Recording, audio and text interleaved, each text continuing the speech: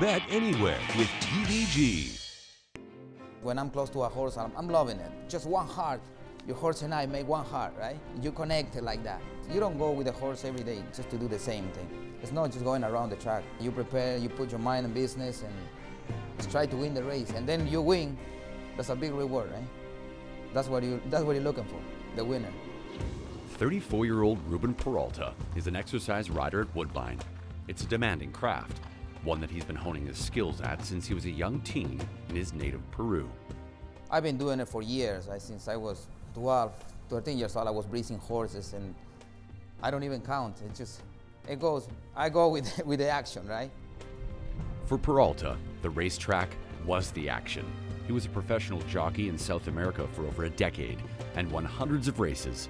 That success was remarkable, considering that at age 16, he broke his back in a riding accident. I was laying in bed with a cat, so my mom walked in the apartment, and she's walking and like bawling, the tears coming out. With my dad, she's walking, and she says, "What happened?" And I says, "Nothing. It's gonna happen anytime. I'll be okay." And then my dad says, "That's what I'm talking about," because he didn't want me to be a jockey. And he said, "Well, nothing's gonna stop me. This is what I love, right? I'm not scared of anything like happening with horses. Fear is not gonna stop me." Peralta persevered in the sport, moved to Canada in 2008, and eventually settled into a career as an exercise rider. For the past few years, he's worked for Hall of Fame trainer Sid Attard, where he's helped mold a rising star. Interpol holding out and wins the Northern Dancer. That was a reward of a lot of work, patience, and trust too. Sid Attard trusted me a lot, right? He put me that horse from the beginning. The first day I get on him, I fell in love with the horse, and I said, "Boss, I like this horse." 3 weeks after he ran, I went to the grandstand with him.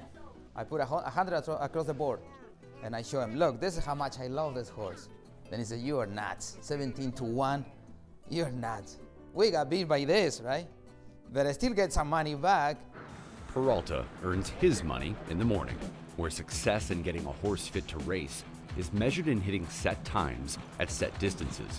Going too fast or too slow could sabotage Interpol's chances in the Pattison Canadian International.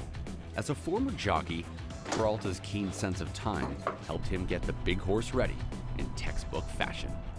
Today we breeze Interpol, and he says, "Okay, if you go 101, I'll be happy." I says, "Okay, so let's try." At the beginning, he tried to trick me because he started slow, so I give him a tap and say, "Come on, buddy, do your own thing." And then he started moving and stretching.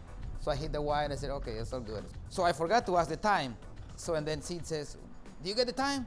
Because he's clocking too. And he says, "Well, I forgot, I'm talking with Anthony, but I went 101. And he says, 101 and 1. That's good, he says.